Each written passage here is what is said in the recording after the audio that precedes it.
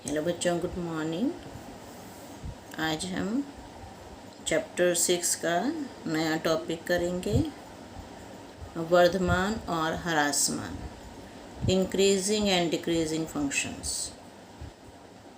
ये एक्सरसाइज 6.2 है। शुरू करते हैं। इसके लिए हम ये प्रमेय पेज नंबर 217 अवकलज के अनुप्रयोग, इसमें इस प्रमेय का यूज़ हम करेंगे। मान लीजिए कि f अंतराल ए बी क्लोज ब्रैकेट में और विवृत अंतराल ए बी ओपन ब्रैकेट पर अवकलनीय है, तब ए बी में क्लोज ब्रैकेट ए बी में f वर्धमान है यदि प्रत्येक x belongs to A B के अंदर जितने भी अंक हैं f dash x greater than 0। तो जब भी f डैश x 0 से बड़ा होगा तब f वर्धमान होगा, और जब f डैश x 0 से छोटा होगा तो f ह्रासमान होगा। अब ये वर्धमान और ह्रासमान ये क्या होते हैं, पहले ये समझते हैं हम। इसको समझने के लिए हम ये टॉपिक जहाँ से स्टार्ट हुआ था, वर्धमान और ह्रासमान फलन, उसी पे एक ग्राफ है, उसको देखो। यहाँ पे हमें x -2 दे रखा है। ये f फंक्शन है, f(x) = x²। -2 पे 4 वैल्यू, -3/2 पे 9/4, -1 पे 1, 0 पे 0। तो जैसे जैसे हम -2 से 0 की तरफ बढ़ रहे हैं, अगर हमने x की वैल्यू बढ़ाते गए और उससे f(x) वो डिक्रीज़ होता गया। पहले यहाँ -2 पे, यहाँ 4 पे था, जब -1 पे आए तो 1 पे हो गया, 0 पे आए तो 0। तो लगातार घट रहा है। पहले 4 था, फिर 1 हो गया, फिर 0 हो गया। ये लगातार घट रहा है, तो ये हो गया ह्रासमान। अब मूल बिंदु के दाईं ओर देखो, इधर का 0 पे 0, 1 पे 1 और 2 पे 4। यहाँ 2 पे 4 है, 1 पे 1 है और 0 पे 0 है। मतलब जैसे जैसे हम आगे बढ़ते जा रहे हैं, f(x) का मान बढ़ता जा रहा है लगातार। तो ये वर्धमान, जो लगातार बढ़ता रहे वर्धमान, जो लगातार घटता रहे वो ह्रासमान। तो इधर का तो क्वेश्चन हो गया, वर्धमान कहेंगे इधर वर्धमान और इधर ह्रासमान। ठीक है, अब ये आपको क्लियर हो गया। अब इसको हम क्वेश्चंस के थ्रू करते हैं। एक्सरसाइज 6.2 एक्सरसाइज समझने से पहले आप एक और परिभाषा समझिए। परिभाषा 1 पेज नंबर 216। मान लीजिए वास्तविक मान फलन f के प्रांत में i एक अंतराल है, तब अंतराल i में वर्धमान है यदि i में x < x2 implies f(x1 < x2। मतलब अगर x1 x2 से छोटा है तो f(x1) भी f(x2) से छोटा होगा। इसी तरह से अगर x1 x2 से छोटा है और f(x1) उससे बड़ा हो जाए तो उस केस में अंतराल में ह्रासमान होगा फलन। और अगर इसका मान हमेशा कांस्टेंट रहे तो उस केस में ये अचर होगा। अब इसको क्वेश्चंस के थ्रू समझाते हैं आपको। वर्धमान फलन का ग्राफ लगातार ऊपर की तरफ बढ़ता हो जाता है। ये लगातार ऊपर की तरफ बढ़ रहा है, ये वर्धमान, ये कांस्टेंट हो गया, अचर, थर्ड वाला हो गया ये अचर, और ये यहाँ पे थर्ड कर देना। और ये ह्रासमान है, जो लगातार सेकंड में ह्रासमान है ये। तो ये लगातार जो घटता हुआ जाए उसे हम ह्रासमान कहते हैं। अब शुरू करते हैं एक्सरसाइज 6.2 क्वेश्चन नंबर 1। सिद्ध कीजिए आर पर एफ एक्स 3x + 17 से प्रदत्त फलन वर्धमान है। तो दिया है एफ एक्स = 3x + 17, हमें एफ डैश एक्स निकालना है। एक्स के सापेक्ष अवकलन करने पर F dash x = d/dx 3x + 17, F dash x आ गया 3, ये > 0 है। तो इसका मतलब कि आर पर फलन एफ निरंतर वर्धमान है, क्योंकि एफ डैश एक्स 0 से बड़ा आ गया। सेकंड क्वेश्चन है, सिद्ध कीजिए आर पर एफ एक्स e⁻²x से प्रदत्त फलन वर्धमान है। तो इसको देखो, दिया है हमें एफ एक्स = e⁻x। तो अब इसको हम परिभाषा वाले उससे करते हैं कि आर पर x1 तथा x2 दो संख्याएं हैं। x1 > x2, दोनों तरफ 2 से, क्योंकि हम e की पावर में लेके हमें आए, तो 2x1 > 2x2, e⁻2x1 > 2x2। अब ये fx1 हो गया और ये fx2 हो गया। लेके हम चले थे x1 > x2 और शो कर दिया हमने fx1 > fx2। अतः r पर फलन f निरंतर वर्धमान है।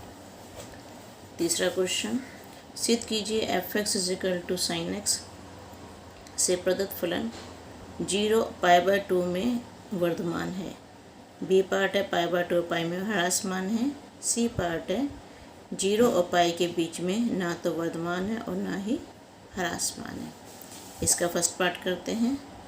हमें दिया है कि F x = sin x, F dash x cos x हो जाएगा। और अगर हमें एफ डैश एक्स को देखना होता है कि वो 0 से बड़ा है या छोटा है। फर्स्ट पार्ट में हमें दे रखा है फॉर ईच, ये साइन होता है फॉर ईच, मतलब प्रत्येक एक्स के जो 0 और π/2 अंतराल के बीच में बिलोंग करता है, उसके लिए अगर एफ डैश एक्स आया cos x, ये यहाँ प्लस का साइन है, तो 0 to π होता है ये पहले चतुर्थांश में सारे के सारे जो फलन हैं वो प्लस के होते हैं। तो इसमें cos x भी, ये cos x है, प्लस का साइन है, 0 से बड़ा है, ये सारे प्लस के होंगे, तो ये 0 से बड़ा है। cos x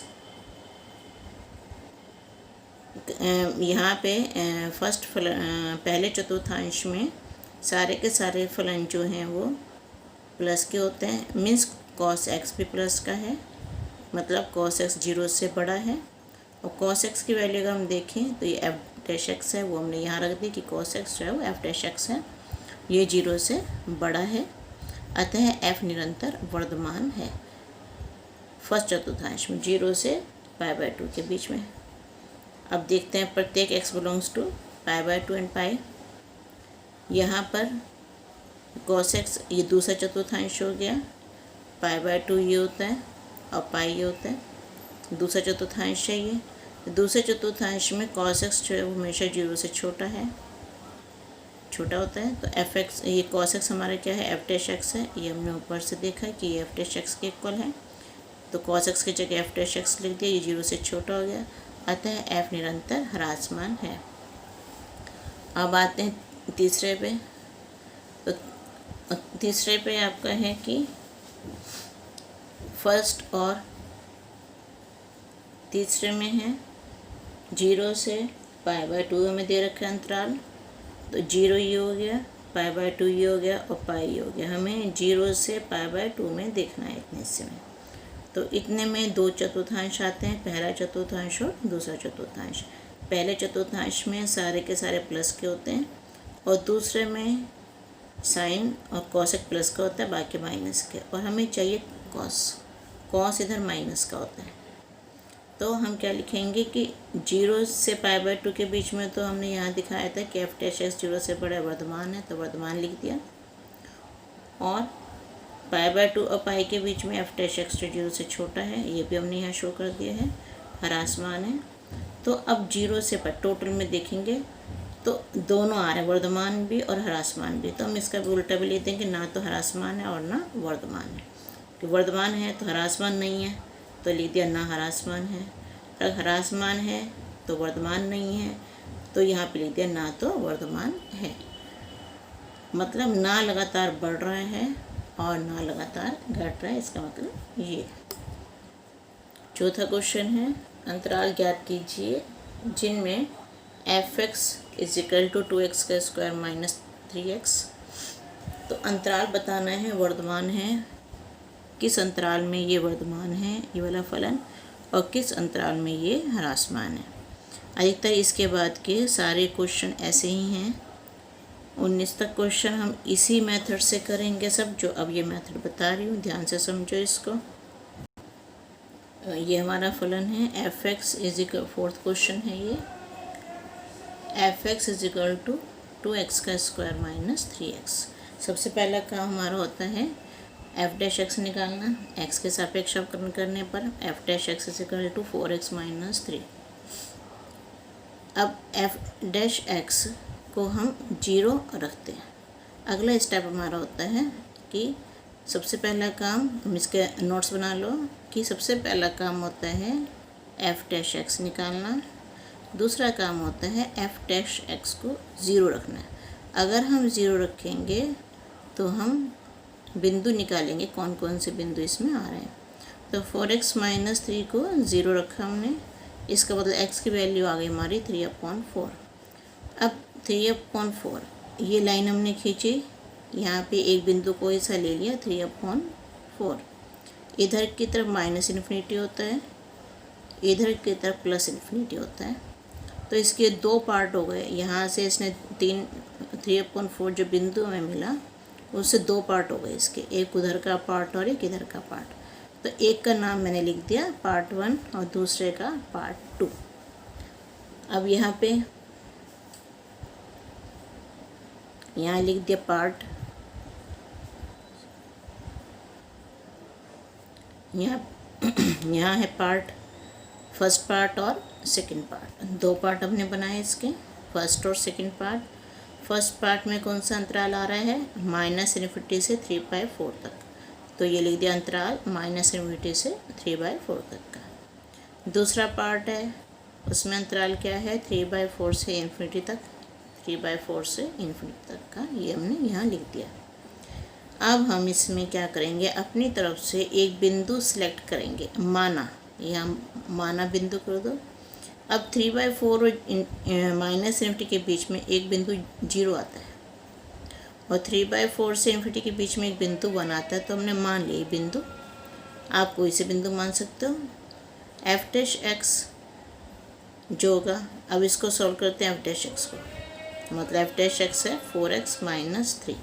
तो x की वैल्यू 0 रख दी, 0, ये 4 × 0 0 हो जाएगा, -3, तो ये आ जाएगा -3 आ जाएगा ये। अब ये साइन माइनस का है तो मैंने लिख दिया चिन्ह माइनस का, यहाँ पे लिख दो ऋणात्मक। अब यहाँ x को 1 रखो, 4 × 1 - 3, 4 में से 3 का 1 आया और ये चिन्ह हो गया धनात्मक। अब हमें इससे f(x) की प्रकृति पता चलती है इन चिन्ह से। ये 2 चिन्ह आए हमारे पास, इनसे हमें f(x) की प्रकृति पता चलती है कि अगर ऋणात्मक है तो निरंतर ह्रासमान लिखेंगे और धनात्मक है तो निरंतर वर्धमान लिखेंगे। फिर हम इसका आंसर लिख देंगे कि ए पार्ट का आंसर है वर्धमान 3/4 से ∞ तक में वर्धमान है ये अंतराल में, और अंतराल -∞ से 3/4 में ये ह्रासमान है। मतलब ये निरंतर ह्रासमान के सामने देखो कौन सा अंतराल है, -∞ से 3/4 तक। तो -∞ से 3/4 तक में ह्रासमान है और वर्धमान कौन सा अंतराल में है, इसमें है 3/4 से ∞ तक में ये वर्धमान है। तो इस तरह से सभी क्वेश्चन ऐसे होंगे। अगला देखो 5th क्वेश्चन है आपका कि f(x) हमें दे रखा है 2x³ - 3x² - 36x + 7। इसे भी वर्धमान ह्रासमान बताना है। तो इसे करते हैं। देखो यहाँ पे सबसे पहला काम है हमारा एफ डैश एक्स निकालना। तो ये मैंने फलन लिख लिया इसमें कि एफ एक्स है 2x³ minus 3x² minus 36 plus 7। X के सापेक्ष अवकलन करने पे एफ डैश एक्स की वैल्यू आ जाएगी हमारी 6 कॉमन लिया x² माइनस x माइनस 6, और यहाँ से इसके हम गुणनखंड कर देंगे x माइनस 3 और x प्लस 2। ये गुणनखंड आपने 8वीं में सीखे हुए हैं। फिर एफ डैश एक्स 0 रखेंगे अगर हम। उसके बाद अगला स्टेप तो हमें बताया था कि एफ डैश एक्स को 0 रखना होता है। ये दूसरे स्टेप पे आ गए हम। तो x माइनस 3 को 0 रख दिया, x प्लस 2 को 0 रख दिया। 6 तो 0 के इक्वल हो नहीं सकता, तो ये दोनों ही 0 के इक्वल होंगे। तो इससे x की वैल्यू 3 आ गई और इससे x की वैल्यू 2 आ गई। अब इसके बाद हमने वो लाइन बनाई, इसमें 2 बिंदु लिख दिए, -2 यहाँ पे और 3 को यहाँ पे, क्योंकि 3 बाद में आता है और -2 पहले आता है, इसलिए -2 यहाँ लिख दिया और 3 यहाँ पे लिख दिया। अब कितने पार्ट्स में पड़ गया, एक तो ये पार्ट बन गया फर्स्ट पार्ट, एक बीच का पार्ट बन गया सेकंड पार्ट, और एक थर्ड पार्ट बन गया। हमने इन तीनों पार्ट्स के हमने नाम तीनों पार्ट लिख दिया। अब तीनों पार्ट में अब देखो अंतराल को हम कैसे करना है। अभी लिख दिया पार्ट 1, पार्ट 2, पार्ट 3। अब पहले अंतराल में -∞ से -2 तक ये लिख दिया। दूसरे अंतराल में -2 से 3 तक, -2 to 3। तीसरे अंतराल में 3 to ∞, तो ये 3 to ∞ तीसरे पार्ट में हमने यहाँ लिख दिया।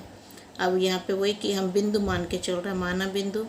अब -2 और -∞ के बीच में -3 बिंदु आता है, -2 और 3 के बीच में 0 बिंदु आता है, और 3 से ∞ के बीच में बिंदु 4 आता है। इसके बाद हमने एफ डैश एक्स लेना है, 6 × x माइनस 3 और x plus 2, F dash x निकालना है 6। अब यहाँ पे x की वैल्यू ये वाली रख दी हमने, जो हमने बिंदु माने हैं वो वैल्यू हमने रख दी इसमें, -3 इसमें -3 प्लस 2। अब इसको सॉल्व करेंगे तो माइनस का साइन आएगा, और इसको सॉल्व करेंगे तो भी माइनस का साइन आएगा, माइनस माइनस प्लस। तो मतलब चिन्ह इसका हो गया धनात्मक। धनात्मक चिन्ह वाले इसकी एफ एक्स की प्रकृति हमेशा वर्धमान होती है, तो ये वर्धमान लिखा गया। अब सेकंड पार्ट में हमने 0 बिंदु माना था, x की वैल्यू हम 0 रख देंगे, 0 - 3 और 0 प्लस 2। तो ये माइनस का साइन आ गया यहाँ से प्लस का साइन आ गया, प्लस माइनस माइनस होता है, या माइनस लिख दे, ऋणात्मक हो गया, निरंतर ह्रासमान हो जाएगा। अब बिंदु हमने लिया 4, तो 4 - 3 ये प्लस का साइन, 4 - 3 और 4 + 2 ये भी प्लस का साइन, तो दोनों प्लस का साइन, तो ये प्लस हो गया, धनात्मक हो गया। तो इससे ये निरंतर वर्धमान हो जाएगा आपका। अतः अब हमें पहले ए पार्ट में पूछा गया था वर्धमान, लिखे जाता है -∞ -2 के अंतराल में और 3 to ∞ में फलन निरंतर वर्धमान है, और -2 3 में फलन निरंतर ह्रासमान है। अब 6 का ए पार्ट करते हैं। 6 के 5 पार्ट हैं। F x x² + 2x + 1, same वही अवकलन करेंगे, एफ डैश एक्स निकालेंगे, 2x + 2 आ जाएगा। एफ डैश एक्स को 0 के इक्वल रखेंगे हम, और यहाँ से हम x की वैल्यू -1 हम आ जाएगी हमारी।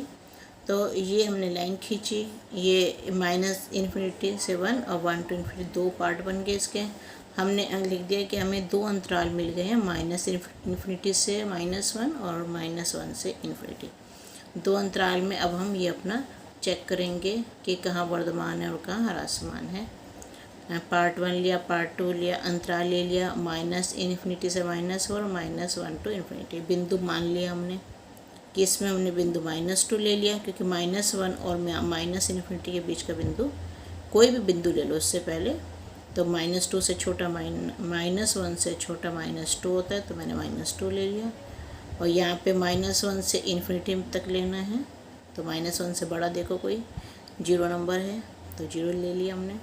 एफ डैश एक्स निकाला हमने, तो ये वैल्यू, ये एक्स की जगह ये बिंदु रख देंगे, तो 2, या इसको चाहे एक्स लिख दो, माना बिंदु एक्स, तो एक्स की जगह -2 लिख दिया, -4 + 2 -2 आ जाएगा, और ये साइन माइनस का आ जाएगा, ऋणात्मक हो जाएगा, निरंतर ह्रासमान हो जाएगा। 0 लेंगे तो 2 × 0 + 2, 2 आ गया, प्लस का हो गया, धनात्मक हो गया, निरंतर वर्धमान हो जाएगा। अतः फलन अब हमें पहले वर्धमान बताना है, तो वर्धमान जी वाला है और ये -1 से इन्फिनिटी के बीच में है, तो यहाँ लिख दिया -1 से इन्फिनिटी में वर्धमान है, या x जो है वो हमेशा -1 से बड़ा होना चाहिए।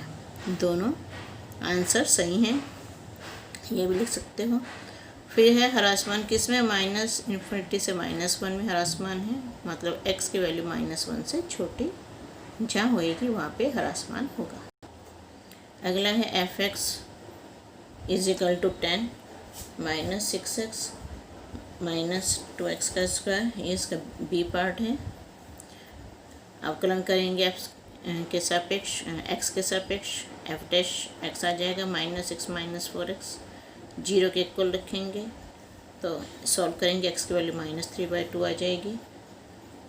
a की वैल्यू आई है, मतलब पार्ट 2 बनेंगे, जितनी वैल्यूज़ आती हैं उससे एक ज़्यादा पार्ट बनता है। -3/2 वैल्यू आई तो 2 पार्ट बन गए, एक पार्ट -इन्फिनिटी से -3/2, दूसरा -3/2 से इन्फिनिटी। अंतराल हमने लिख दिए कि ये अंतराल हमारे बने हैं 2 अंतराल। अब पार्ट इसमें कौन से हैं, ये first part, second part, third part, ये आगे 2 पार्ट हैं, फर्स्ट और सेकंड। अंतराल लिख दिए, इनमें बिंदु हमने मान लिया, कोई माना बिंदु x, इसके बीच में -2 आ जाएगा और इसमें 0 आ जाएगा, क्योंकि ये -3/2 से अगर हम कोई बिंदु लें, ये -3/2 का मतलब 1.5 हो गया, तो 2 इस तरफ आता है, -2 में ये ले लिया, और -3/2 से बड़ा इधर 0 होता है, तो इधर हमने 0 ले लिया एक बिंदु कोई सा, वैल्यू पुट करी 0 के साथ, तो ये -6 + 8 प्लस का 2 आ गया, प्लस आ गया, धनात्मक आ गया और निरंतर वर्धमान हो गया। यहाँ पे सॉल्व करेंगे हम तो ऋणात्मक आ जाएगा और निरंतर ह्रासमान है, तो यहाँ पे हम लिख देंगे कि -इन्फिनिटी से -3/2 में फलन निरंतर वर्धमान है, या फिर इसको ऐसे भी लिख सकते हैं कि x < सी पार्ट इसका f(x) हमें दिया हुआ है, और f' निकाल लेंगे हम, -6x का स्क्वायर -18x -12, 6 कॉमन आ सकता है इसमें -6, तो कॉमन ले लिया, x का स्क्वायर + 3x + 2, इसके हमने गुणनखंड कर दिया x + 2 और x + 1। सेकेंड स्टेप में क्या करना होता है कि f' को 0 इक्वल रखना होता है, वो रखा हमने, x की वैल्यू -2 आ गई और x की वैल्यू -1 मिल गई हमें। 2 बिंदु मिल के मतलब 3 पार्ट बनेंगे, क्योंकि एक पार्ट ज़्यादा बनता है, तो ये तुम्हें पार्ट बना के दिखा दिए हैं। -2 तक का एक पार्ट बन गया, -2 से 1 में, -2 से -1 में दूसरा, और -1 से इन्फिनिटी तक तीसरा। फिर उसी मेथड से जो हम हर बार कर रहे हैं, एक ही मेथड लगाया है इसमें, ताकि कुछ कन्फ्यूज़न ना हो किसी बच्चे को। पार्ट 1 2 3 ले लिए, अंतराल लिख दिया हमने। फर्स्ट पार्ट है -इन्फिनिटी से -2 है, दूसरे -2 से -1 है, और तीसरे में -1 to इन्फिनिटी है। अब बिंदु मान लिए हमने, माना बिंदु, यहाँ पे बिंदु -3 मान लिए इस पार्ट में, दूसरे पार्ट में -1.5 माना, वो बिंदु इनके बीच में रहना चाहिए। तीसरा, ये थर्ड पार्ट में यहाँ पे 0 बिंदु मान लिया। अब x की जगह ये हमने वैल्यूज़ पुट कर दी, जैसे x की यहाँ -3 तो -3 रख दी। अब ये पहले माइनस है तो माइनस का साइन, यहाँ पे -3 + 2 है, -1 होता है, तो यहाँ माइनस का साइन लगा दिया, और -3 + 1 है तो -2 हो गया, तो ये माइनस का साइन लग गया। इस तरह से सेकंड में यहाँ पे x की जगह में -1.5 रखना है, तो -6 का तो माइनस साइन आ गया, -1.5 + 2 है तो 2 से छोटा है, तो प्लस का साइन आ जाएगा, प्लस हो गया। -1.5 + 1, तो ये नंबर बड़ा है माइनस का, तो माइनस का साइन आ गया। माइनस और माइनस को गुणा करेंगे तो धनात्मक आ जाएगा, और धनात्मक जो होता है वो वर्धमान होता है। इसके बाद यहाँ वैल्यू रखेंगे 0 + 2, ये -6 है तो माइनस का साइन, ये 0 + 2 प्लस का, ये प्लस का साइन, और 0 + 1 प्लस का है तो ये प्लस साइन, ऋणात्मक, निरंतर ह्रासमान। अतः इस फलन में -2 से -1 के बीच में फलन निरंतर वर्धमान है। तो x मतलब कहाँ से कहाँ तक है, -2 से -1 के बीच में, इसको हम इस फॉर्म में भी लिख सकते हैं। और 2 -इन्फिनिटी से -2 और -1 से इन्फिनिटी, इन दो में फलन निरंतर ह्रासमान है। इसको हम ये भी लिख सकते हैं कि जब x -2 से छोटा होगा उसमें ह्रासमान है, जब x -1 से बड़ा होगा उसमें ह्रासमान है। अब इसका 4th पार्ट आप अपने आप करोगे। 5th पार्ट मैं बता रही हूँ। fx x+1 की क्यूब x -3 की क्यूब आप कलन करो, x के सापेक्ष गुणा हो रही है तो यूवी मेथड लगा दो। सॉल्व करोगे तो आपका ये आ जाएगा 6x -3 का स्क्वायर, x+1 का स्क्वायर और x -1। अगला स्टेप हमारा होता है f' को 0 के इक्वल रखना है, तो 0 के इक्वल रखा, तो इसमें x -3 0 के इक्वल, x+1 0 के इक्वल और x -1 0 के इक्वल। x की वैल्यू 3, x की वैल्यू यहाँ से -1 और x की वैल्यू 1 आ जाएगी। 1 2 3 बिंदु आ रहे हैं, मतलब 4 पार्ट बनेंगे। तो मैंने ये लाइन पे ले लिए, एक -1 लिख दिया, एक में 1 लिख दिया, एक यहाँ पे 3 लिख दिया। 1 2 3 4 4 पार्ट हो गए। तो अंतराल कौन से बने हमारे? एक तो -∞ से -1 तक का बना, दूसरा अंतराल -1 से 1 बना, तीसरा अंतराल 1 से 3 बना और चौथा अंतराल 3 से इन्फिनिटी बन गया। अब इसको हम देखेंगे किस में ह्रासमान है और किस में ये। तो इसमें फर्स्ट पार्ट लिख दिया, फर्स्ट सेकंड थर्ड फोर्थ लिख दिया, सबके अंतराल लिख दिए कि कौन सा अंतराल है। माना बिंदु, सब में बिंदु मान लिए, माइनस इसमें -2 मान लिया, इन दोनों के बीच में 0 बिंदु आ रहा है वो मान लिया, 1 और 3 के बीच में 2 आता है वो मान लिया, और 3 से इन्फिनिटी के बीच में 4 आता है वो मान लिया। अब हमने f' लिख दिया हमने, और x की जगह हमने ये पॉइंट लिखे। अब ये भी वर्ग में है, ये भी वर्ग में है, तो ये तो दोनों हमेशा प्लस के रहेंगे। ये वर्गात्मक संख्या, ये वर्गात्मक संख्या, ये दोनों मैंने इसलिए सारे ये प्लस के हैं शुरू के दो। यहाँ चेंज होगा जो होगा x -1, x में -2 रखा तो -2 -1 -3 आ जाएगा, माइनस का साइन आ जाएगा। यहाँ 0 रखोगे तो माइनस का साइन आएगा, 2 रखोगे तो 2 में से एक गया प्लस का साइन आ जाएगा, 4 रखोगे तो भी एक माइनस होगा 3 आ जाएगा, प्लस का साइन आ जाएगा। अब यहाँ ये प्लस ये माइनस आ जाएगा, इन तीनों गुणा करोगे माइनस आएगा, ये सारे प्लस के हैं तो प्लस आ जाएगा, और ये सारे प्लस के हैं तो प्लस आ जाएगा। मतलब ये दोनों ऋणात्मक हो गए और ये दोनों धनात्मक हो गए। ऋणात्मक की प्रकृति ह्रासमान होती है और धनात्मक की प्रकृति वर्धमान होती है। तो इसके आंसर में हम लिख सकते हैं कि 1 से 3 और 3 से इन्फिनिटी में फलन निरंतर वर्धमान है, और -∞ से -1 और -1 to 1 फलन निरंतर ह्रासमान है। Next 7th question, y = log 1 + x - 2x upon 2 + x। देखो अभी तक हमने यहाँ पे सारे देखे थे fx, अब यहाँ y आ गया तो एक ही बात होती है, y हो या fx हो दोनों एक ही बात है। fx होगा तो जब हम उसको डिफ्रेंशिएट करेंगे तो f' निकाल लेंगे, और अगर y होगा उसको डिफ्रेंशिएट करेंगे तो हम y' निकाल लेंगे। अब x के सापेक्ष अवकलन करा, y' लिख दिया, d/dx log 1 + x - 2x, ये आ गया हमारा। सॉल्व करा इसको 1/1 + x, और इसको सॉल्व करो तो u/v का मेथड लगा दोगे, 2 + x का स्क्वायर, 2 + x × 2 - 2x × 1। यहाँ पे इसको थोड़ा सॉल्व करके लिख दिया हमने, ये आ गया। इसके बाद इसको हम सॉल्व कर देंगे, ये हो गया 2 + 1/1 + x - 4/2 + x का होल स्क्वायर। तो ये एलसीएम ले लिया, 1 + x 2 + x का होल स्क्वायर, यहाँ पे इसको ओपन किया हमने, सॉल्व करके आ गया x का स्क्वायर 1 + x 2 + x का होल स्क्वायर। अब ये भी वर्गात्मक संख्या है, ये भी वर्गात्मक संख्या है, तो यहाँ लिख दे क्योंकि ये वर्ग संख्याएं हैं ये धनात्मक होती हैं।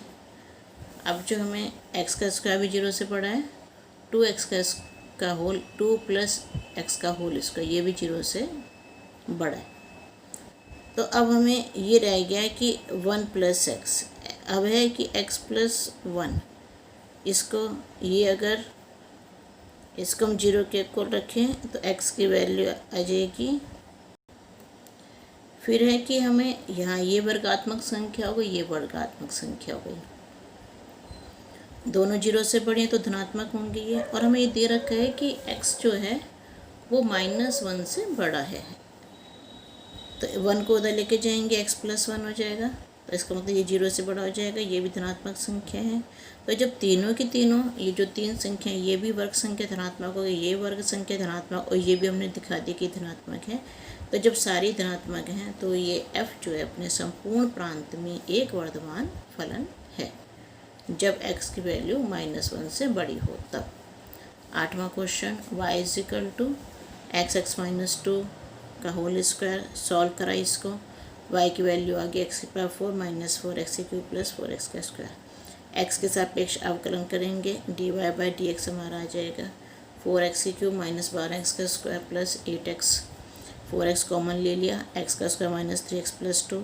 इसके हमने अब जैसे ये dy/dx लिखा है तो इसका मतलब ये होता है कि y डैश है, जैसे f' होता है वैसे y डैश हो गया। इसका मतलब कि dy/dx हो या y डैश हो या f' हो, ये सारे एक ही चीज़ होते हैं। ये समझाने के लिए लिखा है तो ये चीज़ मैंने इधर ये इसके गुणनखंड करेंगे x -2 x -1। अब y डैश को 0 रखेंगे जैसे f' को 0 रखते हैं, तो या ये 0 आ जाएगा x -2 और x -1 को 0 को रख देंगे, x 0 को रख देंगे। 4 तो 0 के इक्वल हो नहीं सकता, ये तीनों 0 के इक्वल होंगे। उससे हमारी x की वैल्यू 0 आ गई, 2 आ गई, 1 आ गई। इसमें 3 पार्ट बन गए 0 1 2। फर्स्ट पार्ट ये हो गया, सेकंड पार्ट ये हो गया, थर्ड पार्ट ये हो गया और फोर्थ पार्ट ये हो गया। सारे पार्ट लिख दिए, सबके अंतराल हमने लिख दिए, सबके अंतराल के बीच में बिंदु मान लिया। अब फर्स्ट पार्ट जो है वो -∞ से 0 है, सेकंड पार्ट है 0 से 1 के बीच में है, थर्ड पार्ट है 1 to 2 है और फोर्थ पार्ट है 2 to ∞ है। इनके बीच में बिंदु मान लिया हमने, तो इसे -1 इसके -0.5 1.5 और 3 हो गया। अब ये वैल्यूज़ यहाँ पे x में रखेंगे हम।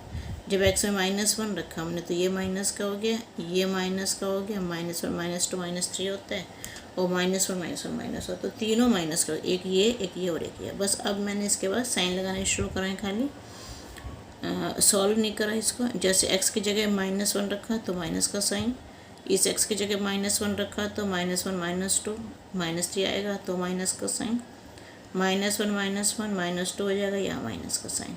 तो सिर्फ अब साइन ले रख दिए, तुम्हारी बुक में ऐसे साइन ही रखे हुए हैं। शुरू के जो क्वेश्चन में समझाया मैंने, ये चीज़ समझाने के लिए की थी कि ये माइनस के साइन आए कैसे। तो माइनस माइनस माइनस इन तीनों गुणा करोगे, माइनस माइनस प्लस होता है, प्लस माइनस माइनस हो जाएगा। और ये माइनस माइनस प्लस, प्लस के प्लस से गुणा करोगे प्लस आ जाएगा। यहाँ पे इन तीनों की गुणा होगी तो माइनस आएगा, और प्लस के प्लस से इनसे गुणा होगी तो ये प्लस आ जाएगा। माइनस से ऋणात्मक साइन, प्लस से धनात्मक साइन, माइनस से ऋणात्मक साइन, प्लस से धनात्मक। ऋणात्मक वाला ह्रासमान हो गया, धनात्मक वाला वर्धमान हो गया। तो अब हम नीचे आंसर में लिख देंगे कि फलन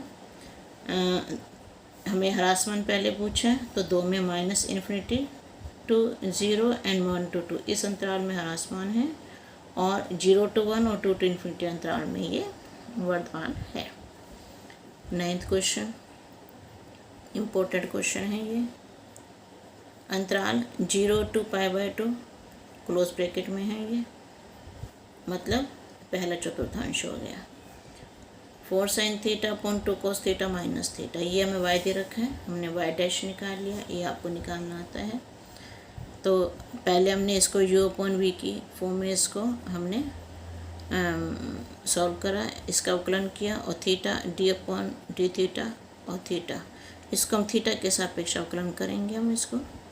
तो ये -1 हो गया इधर, इसको सॉल्व करते चले गए। ये तुम्हें सॉल्व करना सारा आता है u/v मेथड से।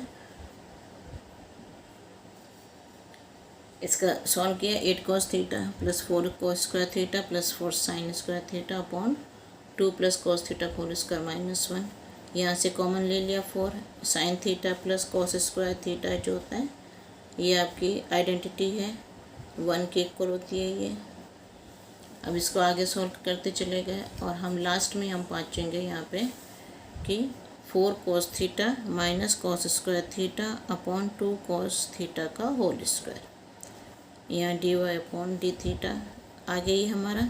अब ये मतलब क्या हुआ कि y डैश हो गया, सॉल्व करना आपको आता है, ये सॉल्व आप अपने आप कर लीजिएगा। y डैश आ गया, ये y डैश अब हम इसको जीरो के इक्वल हमें रखना है, तो जीरो के इक्वल रखने के लिए देखो ये 2 प्लस कॉस थीटा का होल स्क्वायर, ये तो हमेशा धनात्मक होता है, तो इसको कुछ नहीं करना हमने, 4 माइनस कॉस थीटा, तो पहले तो लिख देंगे 2 प्लस कॉस थीटा का होल स्क्वायर हमेशा जीरो से बड़ा होता है क्योंकि यह एक वर्ग संख्या है। अब 4 माइनस कॉस थीटा, ये भी जीरो से बड़ा होगा, ये कैसे होगा अब ये समझो। कॉस थीटा की जो वैल्यू होती है वो -1 से 1 के बीच में होती है। अगर मैं यहाँ मुझे यहाँ माइनस का कॉस थीटा चाहिए, मैंने यहाँ माइनस लगा दिया। अगर हम यहाँ माइनस लगाते हैं तो हमें 3 चेंजेस करने पड़ते हैं। एक यहाँ जैसे इसमें एक चेंज करा माइनस लग गया, एक ये बदल जाएगा, less than equal to greater than में चेंज हो जाएगा, इधर का greater than equal to less में चेंज हो जाएगा, लेस देन इक्वल टू इधर ये हमारा लेस देन इक्वल टू हमारा ग्रेटर देन में चेंज हो जाएगा, और ये ग्रेटर देन इक्वल टू ये लेस देन में चेंज हो जाएगा। फिर या अब ये माइनस कॉस थीटा, तो ये 1 में इधर ले आई क्योंकि 1 से बड़ा है कॉस थीटा, और ये -1 में इधर लिया क्योंकि यहाँ मैंने साइन चेंज करे तो मैंने इसको ठीक से करके लिख दिया। अब हमें चाहिए यहाँ 4 माइनस कॉस थीटा, तो 4 में से तीनों को माइनस कर दिया, 4 minus 1, 4 this and 4 minus this, तो ये हो गया 3, 4 माइनस कॉस थीटा, और ये 5 आ गया। अब 4 माइनस कॉस थीटा हमारा 3 और 5 के बीच में, मतलब ये प्लस का हो गया, तो इसमें क्या हुआ, ये वैल्यू प्लस की हो गई, ये वैल्यू प्लस की, 2 वैल्यूज प्लस की हो गई। अब हमें कॉस थीटा देखना है, ये पहले चतुर्थांश में है, अभी स्टार्टिंग बताया था 0 से π/2 के बीच में, तो ये भी धनात्मक होगा, ये भी धनात्मक, ये भी धनात्मक, ये भी धनात्मक, तीनों जब धनात्मक हो गए तो ये निरंतर वर्धमान हो जाएगा। तो यहाँ पे लिख दिया, अतएव फलन y अंतराल 0 to π/2 में वर्धमान है। 10वां क्वेश्चन करते हैं लॉग का, लघुगणकीय है और अंतराल हमें दिया हुआ है 0 से इन्फिनिटी। तो इसमें लघुगणकीय फलन दिया है लॉग का, मतलब हम मान लेंगे f(x) जो है वो log x के इक्वल है। इसको डिफरेंशिएट करो x के सापेक्ष अवकलन करने पर, ये मैंने इधर लिख दिया है, आपको गलती से रह गया था तो मैंने इधर लिख दिया, आप इधर ही लिखिएगा इसको। f' हो गया 1/x के इक्वल। अब हमें 0 to इन्फिनिटी, अगर x की वैल्यू, क्योंकि हमें अंतराल 0 to इन्फिनिटी दिया हुआ है, x अगर 0 से इन्फिनिटी होगा तो ये सारी संख्याएं धनात्मक आएंगी। 0 से इन्फिनिटी के बीच में सब संख्या धनात्मक होती हैं, तो 1/x कर देंगे, अंतराल वही है 0 to इन्फिनिटी में सारी संख्या धनात्मक होंगी, ये मतलब f' जो है वो 0 से बड़ा हो जाएगा। अब इसमें 0 को नहीं लेना, अगर 0 ले लिया तो वो अपरिभाषित हो जाएगा, इसलिए इसमें बंद ब्रैकेट क्लोज ब्रैकेट नहीं लगा है, और इसीलिए इसमें इक्वल टू का साइन भी नहीं लगा है, कि इसमें ओपन ब्रैकेट है, मतलब ये सिर्फ ग्रेटर देन का साइन लगेगा कि f' 0 से बड़ा है, तो लघु गणकीय फलन जो है वो निरंतर वर्धमान होगा। अब नेक्स्ट है 11वां क्वेश्चन आपका। 11 में दे रखा है f(x) = x² - x+1, अंतराल है -1 to 1। अवकलन कर दो x के सापेक्ष, 2x - 1 आ जाएगा, f' को 0 रखोगे तो x की वैल्यू हमने इससे 1/2 निकाली। तो इसमें 2 पार्ट हो गए, इसमें क्योंकि 1/2 है तो 2 पार्ट हो गए, फर्स्ट पार्ट और सेकंड पार्ट आ गए इसमें। अंतराल 2 आ गए इसमें, एक अंतराल -∞ से 1/2 और दूसरा अंतराल आपका हो गया 1/2 से ∞। ये मैंने यहाँ पे लिख दिया है सब कुछ इधर, और माना बिंदु हमने यहाँ पे बिंदु 0 और 1 मान लिए, 0 लिख रखेंगे x की जगह, ये बिंदु x को हम मानते हैं, 0 रखेंगे तो माइनस का आएगा, और यहाँ पे 1 रखेंगे तो यहाँ बिंदु 1 माना है, 1 रखेंगे तो 2 में से 1 आएगा। ये इसका चिन्ह ऋणात्मक, इसका धनात्मक, ऋणात्मक वाले की प्रकृति, यहाँ पे f लिखना है आपको, यहाँ तो f' लिखते हो, यह f की प्रकृति निरंतर और ह्रासमान, और यह धनात्मक या तो निरंतर वर्तमान। अब इसके 3 पार्ट हो गए, -1, 1/2 और 1, इसके पार्ट लिख दो।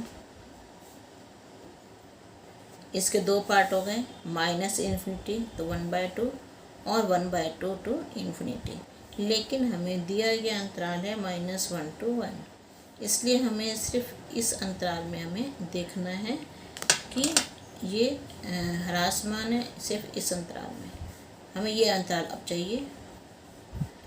जिसमें -1 1 आ रहा हो, -1 1 और 1/2, बस इतना। इससे ये भी बॉक्स गलत बना दिया, इससे भी आप छोटा बॉक्स मान लो, ये बॉक्स, खाली इतने सा बॉक्स में हमें चेक करना है इस चीज़ को। तो इस बॉक्स में हम चेक करेंगे, इसको हटा दो, यहाँ से इसको हटा दो। तो इतने से बॉक्स में हमें बताना है कि ये क्या। तो फर्स्ट पार्ट है -1 to 1/2 में हमने कोई बिंदु -0.6 ले लिया। f' हमारा 2x - 1 है, x की वैल्यू -0.6 रख देंगे, सॉल्व करेंगे तो माइनस का साइन आएगा। और दूसरा है हमारा 1/2 to 1, इसमें क्योंकि 1 नहीं लेना है, ओपन ब्रैकेट है, 1 को और -1 को नहीं लेना हमने, ओनली 1 लेंगे तो 1/2 और 1 के बीच में 0.6 आता है। तो इसको सॉल्व करेंगे तो ये प्लस का हो जाएगा, धनात्मक हो जाएगा, ये निरंतर वर्धमान हो जाएगा ये। तो अब हम लिखेंगे अंतराल -1 से 1/2 में फलन निरंतर ह्रासमान है, 1/2 से 1 में वर्धमान है। तो अब हमें -1 से 1 के बीच में बताना है, इस पूरे में बताना। अब इतने में ह्रासमान आ रहा है, इतने में वर्धमान आ रहा है, तो हम इसका क्या लिखेंगे, ना तो ये ह्रासमान है ना ही ये वर्धमान है। जब दोनों चीज़ें एक ही उसमें आ जाती हैं अंतराल में, तो उसको लिख देते हैं ना तो ये वर्धमान है और ना ही ये ह्रासमान होगा। 12वां क्वेश्चन देखो। अब अंतराल हमें दे रखा है 0 to π/2, cos x की वैल्यू f(x) को cos x के इक्वल, x के सापेक्ष अवकलन करने पे f' आ गया -sin x, तो cos x इधर आ गया -sin x। अब हम देखते हैं पहले चतुर्थांश में, हमें चाहिए 0 to π/2 अंतराल हमें दे रखा है, पहले चतुर्थांश है ये, इसमें sin x धनात्मक होता है, मतलब sin x जो है वो 0 से बड़ा होता है। इसका उल्टा कर दो, -sin x < 0, तो इसका उल्टा अगर यहाँ माइनस लगा दिया तो ये साइन बदल जाएगा, तो ये हो गया -sin x 0 से छोटा हो जाएगा, मीन्स f' 0 से छोटा हो जाएगा, तो ये निरंतर ह्रासमान होगा। अगला है cos 2x, इसका अवकलन करो तो ये आता -2 sin 2x, x की वैल्यू 0 से π/2 के बीच में है, 0 से 90 डिग्री है, 2x कर दोगे तो 0 से 180 के बीच में आ जाएगा ये, तो यहाँ दोनों तरफ डबल होगा। तो 2x पहले और दूसरे चतुर्थांश दोनों में, पहले और दूसरे चतुर्थांश में साइन धनात्मक होता है, मीन्स sin 2x जो है वो 0 से बड़ा हो गया, हमें चाहिए माइनस, तो -sin 2x 0 से छोटा हो जाएगा, क्योंकि ये बदलेगा तो साइन भी चेंज हो जाएगा, और 2 से अगर मल्टीप्लाई करते हैं -2 sin 2x, ये भी 0 से छोटा हो जाएगा, मीन्स f' जो है वो 0 से छोटा हो जाएगा। 0 और π/2 में फलन निरंतर ह्रासमान है। तीसरा पार्ट है cos 3x का, इसको करेंगे f' जो है वो -3 sin 3x होगा, x के सापेक्ष अवकलन करने पर यहाँ पे -3 sin 3x आ जाएगा। अब x पहले चतुर्थांश में है, मतलब x जो है वो 0 से π/2 के बीच में है, सिर्फ लेस देन और ग्रेटर देन का साइन लगा देखो, क्योंकि ये यहाँ ऊपर क्लोज ब्रैकेट नहीं है। 3x जो है 0 और 3 π/2 के बीच में आ गया। अब 0 3 π/2 ये पूरा हिस्सा हो गया। अब इसके बीच में फर्स्ट और सेकंड चतुर्थांश में धनात्मक होता है, यहाँ पे ये दोनों धनात्मक हो गए, और तो इसका मतलब -sin 3x जो है वो ऋणात्मक हो जाएगा, इतने हिस्से में ऋणात्मक हो जाएगा f' जो है वो। अब sin 3x यहाँ पे हम लिख देंगे, एक चीज़ और लिख दो, -3 sin 3x, ये ऋणात्मक है, 0 से छोटा है, मीन्स f' जो है वो यहाँ पे 0 से छोटा हो जाएगा। अब आ जाओ इस बार थर्ड में, sin 3x तीसरे चतुर्थांश में ऋणात्मक होता है, -sin 3x तीसरे में धनात्मक हो जाएगा, तो -3 sin 3x भी 0 से बड़ा हो जाएगा, मतलब f' जो है वो 0 से बड़ा हो जाएगा। तो अब क्या लिखेंगे, आता है 0 से π/2 अंतराल में f' ऋणात्मक और धनात्मक है, यहाँ पे हम -3 साइन कर देते हैं, -3 sin 3x। अब इस पूरे अगर हम देखते हैं, जो f' हमारा निकला है वो शुरू के अंतराल में, तो इसमें हम देखें हमें जो अंतराल दे रखा था 0 to π/2 टोटल, उसको हमने, तो इस अंतराल में -3 sin 3x ऋणात्मक और धनात्मक दोनों आ रहे हैं। ऊपर के 2 में धनात्मक है, तीसरे में ऋणात्मक है ये, और इसके जो साइन एक्स जो होता है उसमें धनात्मक होता है। तो हमारा जो -3 sin 3x है, तो ये इन दोनों में तो हो जाएगा ऋणात्मक, 0 से छोटा। -3 sin 3x पहले और दूसरे चतुर्थांश में ऋणात्मक होगा, 0 से छोटा होगा, और तीसरे चतुर्थांश में ये धनात्मक होगा, 0 से बड़ा होगा। तो अब 2 में ऋणात्मक है, 1 में धनात्मक है, मतलब 2 में ह्रासमान है, 1 में वर्धमान है। तो ये मतलब क्या कहेंगे हम, ना तो ह्रासमान है और ना ही ये वर्धमान है। आप इसमें एक लाइन और ऐड कर लीजिएगा पहले, जहाँ पे हमने ये लिखा है कि 0 से π/2 अंतराल में -3 sin 3x ये ऋणात्मक और धनात्मक है। तो साथ में ये लाइन भी ऐड करो कि 0 से π/2 अंतराल में f' जो है पहले और दूसरे चतुर्थांश में ह्रासमान है, ये तो ऊपर बता दिया ह्रासमान, और तीसरे चतुर्थांश में ये वर्धमान है। तो इसका मतलब ना तो ये वर्धमान है और ना ही ये ह्रासमान है। अब इसका डी पार्ट है 10x है, fx 10x के इक्वल x के सापेक्ष अवकलन करेंगे, sec² x आ जाएगा। स्क्वायर की टर्म हमेशा 0 से बड़ी होती है, वर्गात्मक संख्या है ये, तो इसका मतलब ये fx इसमें वर्धमान होगा, ह्रासमान फलन ये नहीं है। तो हमें पूछा गया था किस किस में ह्रासमान है, तो हम लिख देंगे a और b में ये ह्रासमान है। 13 क्वेश्चन है, 13 है f(x) = x की power 100 plus sin x - 1, x के सापेक्ष अवकलन करने पर f' हो गया 100x की पावर 99 और ये हो गया cos x। अंतराल हम लेते हैं 0 से 1, तो 0 से 1 अंतराल में cos x 0 से, क्योंकि 0 से बड़ा है तो ये 0 से बड़ा कर दिया हमने, 100x की पावर 19 0, क्योंकि 100 से मल्टीप्लाई हो रहा है, x भी 0 और 1 के बीच में, तो ये भी 0 से बड़ा होगा। इन दोनों का सम भी 0 से बड़ा हो जाएगा, मीन्स f' जो है वो 0 से बड़ा होगा, अतः फलन f निरंतर वर्धमान है। इसका बी पार्ट करो, π/2 और पाई के बीच में f' हमारा ये आया था। अब π/2 और पाई के बीच में ये माइनस होता है cos, अब तो 100 है, पाई इसे पाई वैल्यू देंगे वो पॉजिटिव होती है, 0 से बड़ी होगी, लेकिन जो cos x है वो 0 से छोटा होगा माइनस का, लेकिन cos x की वैल्यू हमेशा -1 से 1 के बीच में लाई करती है। अब यहाँ पे जो नंबर होगा वो तो उसकी पावर भी 99, ऊपर 100 से गुणा भी हो जाएगा, तो बहुत बड़ा नंबर बनेगा। और cos x बहुत छोटी सी संख्या, -1 से 1 के बीच में, तो इतने बड़े नंबर से अगर जरा सी संख्या माइनस कर दें, मतलब एक समुद्र में से एक लोटा आपने पानी निकाल लिया तो कोई फ़र्क नहीं पड़ेगा, हमेशा वो भरा ही रहेगा समुद्र, मतलब ये 0 से बड़ा ही होगा, मीन्स f' 0 से बड़ा होगा, अतः फलन निरंतर वर्धमान है। सी पार्ट इसका 0 से π/2 फर्स्ट चतुर्थांश, पहले चतुर्थांश में cos x जो है वो प्लस का होता है, और यहाँ जो वैल्यू होगी ये भी प्लस की होगी, तो सारा ही ये 0 से बड़ा होगा, हमेशा ये दोनों 0 से बड़े हैं, इनका सम भी 0 से बड़ा होगा, मतलब ये निरंतर वर्धमान है। नेक्स्ट क्वेश्चन है आपका f(x), ये 14 क्वेश्चन है। f(x) है x² प्लस ax प्लस 1, अंतराल है 1 to 2, a की वैल्यू हमें फाइंड करनी है, यहाँ पे लिखा है a की वैल्यू फाइंड करनी है हमें। हम f' निकाल लेंगे, यह आ जाएगा 2x प्लस a, हमें दिया है f' 0 से बड़ा है, मतलब अंतराल 1 2 में यहाँ पे हमें दे रखा है ये कि निरंतर वर्धमान हमें दिया हुआ है 1 2 में, तो 2x प्लस a 0 से बड़ा हो गया। अब इसको या ये जैसे कि 2x प्लस a 0 से बड़ा है। अब इसमें हमें दे रखा है अंतराल 1 और 2 में, तो x की वैल्यू आ गई 1 और 2 के बीच में, x जो है 1 से बड़ा और 2 से छोटा है।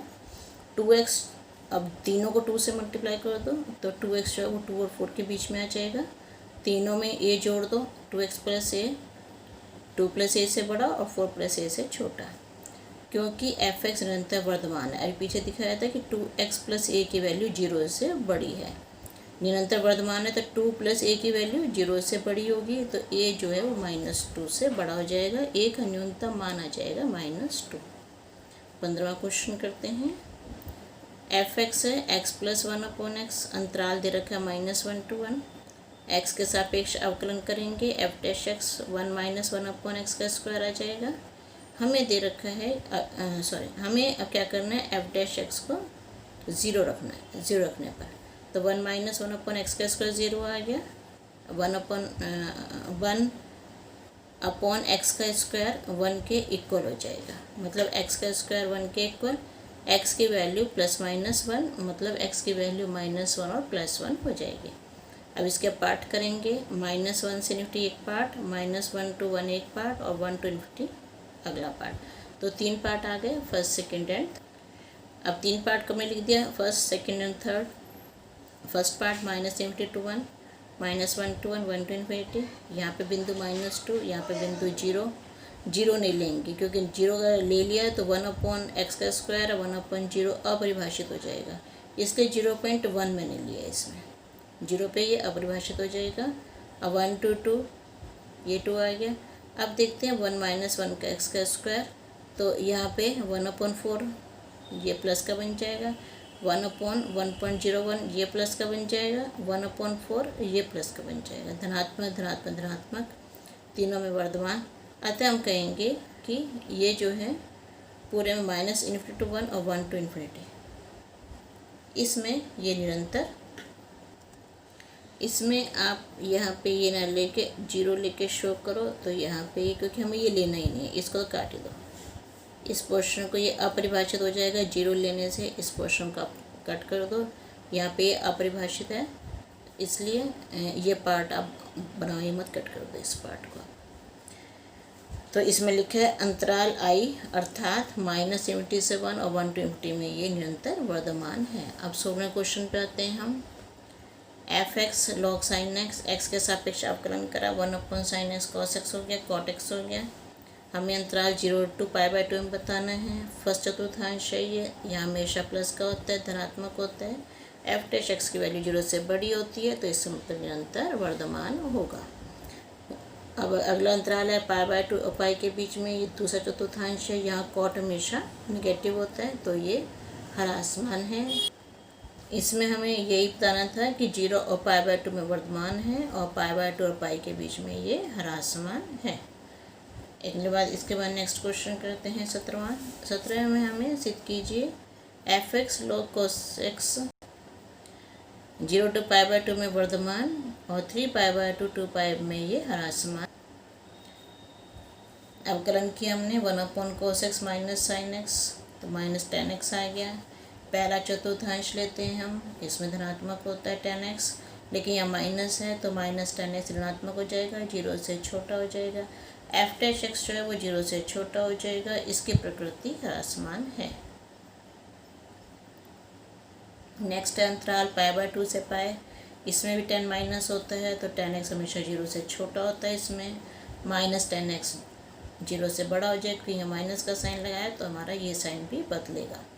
एफ डैश एक्स 0 से बड़ा हो जाएगा, यहाँ इसकी प्रकृति वर्धमान हो जाएगी।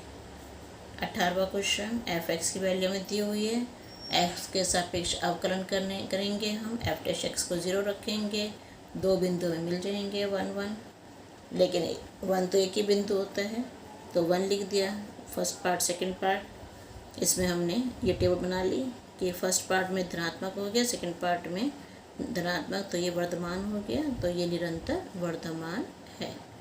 19वां क्वेश्चन, लास्ट क्वेश्चन आपका, एक्स का स्क्वायर e⁻−x, एक्स के सापेक्ष अवकलन करेंगे। अवकलन करने पे आपका ये आ जाएगा x e⁻−x -x+2 x/e⁻x 2-x। अब इसको हम y डैश को 0 रखते हैं हम, ये हमारा y डैश है, ये 0 रखेंगे।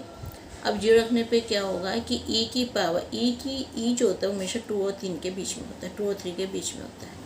e⁻x जो होती है वो हमेशा 0 से बड़ा होता है, और बच्चा फिर ये 0 के इक्वल रखेंगे तो 0 आ जाएगा, 2 - x को 0 के इक्वल रखेंगे तो 2 आ जाएगा। तो 2 बिंदु मिल गए 0 और 2, तो 2 बिंदु का मतलब 3 पार्ट्स हो गए, फर्स्ट सेकंड थर्ड पार्ट। अंतराल हमारे एक तो हो गया माइनस इन्फिनिटी से 0 तक का, एक 0 से 2 और एक 2 से इन्फिनिटी। अब इसके पार्ट हमने लिए, माइनस इन्फिनिटी से 0, 0 to 2, 2 to इन्फिनिटी। बिंदु ले लिए, मान लिया हमने बिंदु, सॉरी यहाँ अंतराल है, यहाँ पे हम अंतराल लिखेंगे। ये पार्ट है, फर्स्ट सेकंड थर्ड पार्ट है, अंतराल ये 3 हो गए। बिंदु हमने मान लिए, इनके बीच के बिंदु लेने हमने मान लिए।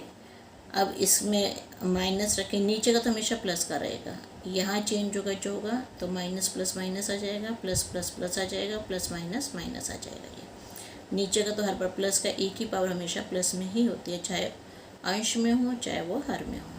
तो चिन्ह ऋणात्मक है, इसका धनात्मक है, इसका ऋणात्मक है। ऋणात्मक चिन्ह वाले हर आसमान होते हैं, धनात्मक चिन्ह वाले निरंतर वर्धमान होते हैं। तो अतः 0 से 2 के बीच में ये निरंतर वर्धमान है। डी पार्ट इसका आंसर आ जाएगा। ओके, अब इसमें आपको क्या करना है, पूरी एक्सरसाइज तो मैंने आपको करवा दी है। इसके एग्जाम्पल खुद करना, कुछ प्रॉब्लम आए तो मेरे से आप पूछ लेना। Okay, thank you.